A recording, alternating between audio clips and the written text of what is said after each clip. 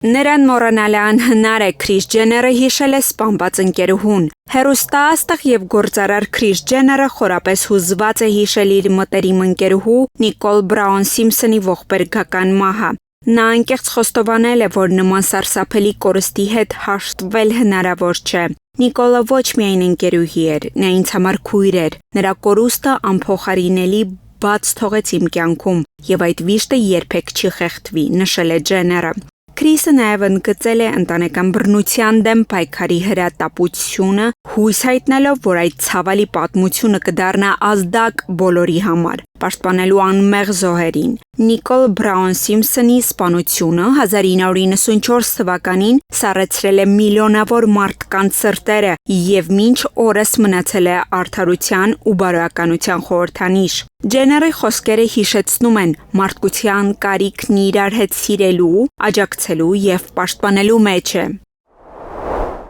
Հոլիվուդյան դերասան Վին Դիզելը կրկին ապացուցել է, որ իսկական հերոսը միայն ֆիլմերում չէ։ Դերասանն այցելել է լեյկեմիայով հիվանդ մի փոքրիկի անակնկալ հանդիպում կազմակերպելով հիվանդանոցում։ Երեխան, ով երկար ժամանակ բուժվում է լուրջ հիվանդության դեմ, վաղուց երազում էր հանդիպել իր կուռքին, Ֆորսաժ ֆիլմի գլխավոր հերոսին։ Վին Դիզելի անսպասելի այցը ոչ միայն իրականություն դարձրեց այդ երազանքը, այլև լցրեց փոքրիկի օրը ժպիտներով եւ հույսով։ Դիզելը ժամանակ է անցկացրել երեխայի հետ, զրուցելով, լուսանկարներ անելով ու նվերներ մատուցելով։ Նա նաև շեշտել է, որ նման պահերը իր համար շատ կարևոր են։ Երեխաներն են մեր իսկական ուժը, եւ եթե ես կարող եմ մեկի օրը լուսավորել, ուրեմն իմ առաքելությունն արդեն իսկ կարևոր է, ասել է դերասանը։ Դիզելի մարդասիրական քայլը համացանցում հուզել է հազարավոր օգտատերերի, տարածվելով հարյուրավոր էջերում։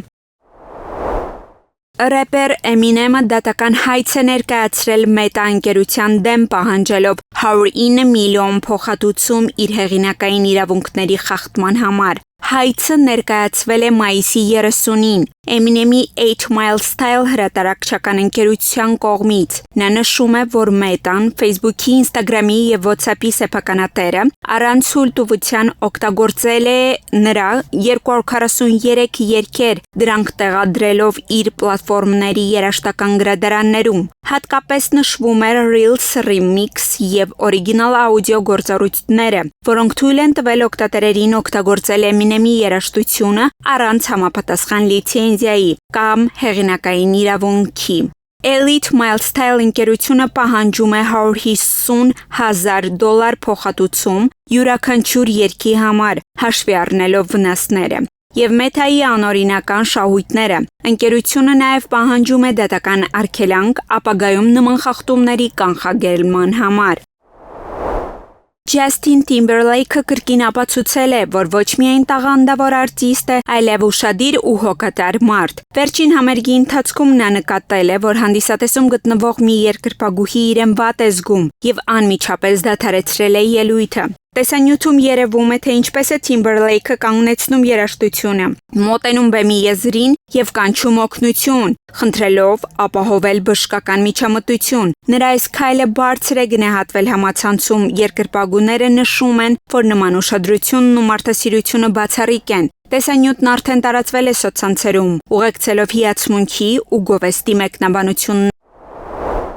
Բրեդ Պիթի եւ Անջելինա Ջոլիի դուստր Շելոնն 18 տարին լրանալուց անմիջապես հետո դիմել է դատարան, պաշտոնապես հրաժարվելու Փիթ ազգանունից։ Նա այժմ օգտագործում է միայն Ջոլի մոր ազգանունը։ Այս որոշումը մամուլում մեկնաբանվում է որպես Շելոյի փորձ ինքնուրույնության եւ անհատականության հաստատման ճանապարհին։ Նշվում է նաեւ, որ դա կարող է կապված լինել ընտանիքում եղած լարված հարաբերությունների հետ։ Ըստ աղբյուրների, Շելոն մոր հետ հարաբերությունները շատ ջերմ են եւ նա արդեն մի քանի տարի է ցանկանում էր փոփոխել անունը, սակայն սպասում էր իրական չափահաս դառնալուն։ Բրեդ Պիթը, ինչպես հաղորդում են արևմտյան լրատվամիջոցները, չի մեկնաբանել դստեր այս քայլը։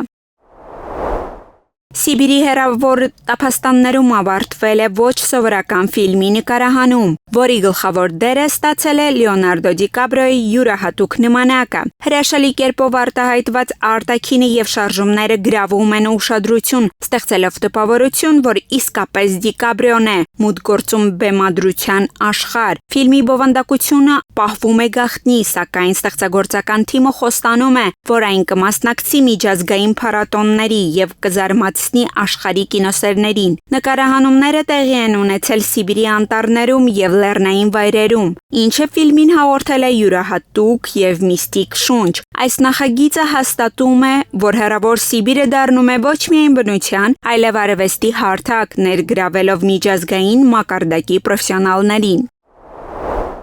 Քիմ Քարդաշյանի եւ Քանյե Ուեսթի կրտսեր դուստրը Չիկագո Ուեսթը կրկին հայտնվել է սոցիալական ցանցերի ուշադրության կենտրոնում։ Երկրպագուներն ու օգտատերերն արդեն նրան անվանում են Մինի Քիմ, շեշտելով փոքրիկի հիասքանչ նմանությունը մորը։ Քիմ Քարդաշյանը հաճախ է հրապարակում դստեր լուսանկարները, որոնցում Չիկագոն հագնված է մոր ոճին համահունչ։ Համացանցում օգտատերերը նշում են, որ աղջիկն արդեն այս տարիքում արտահայտում է ինքնավստահություն, ոճ եւ հմայք, շատ հիշեցնելով մոր մոդելային կերպարը։ Չիկագոյի յուրաքանչյուր նոր լուսանկար մեծ արձագանք է գտնում սոցցանցերում։ Իսկ Քիմ Քարդաշյանը ինչպես միշտ շարունակում է ոգեշնչել ոճային ընտրություններով, ոչ միայն իր, այլև երեխաների տեսքով։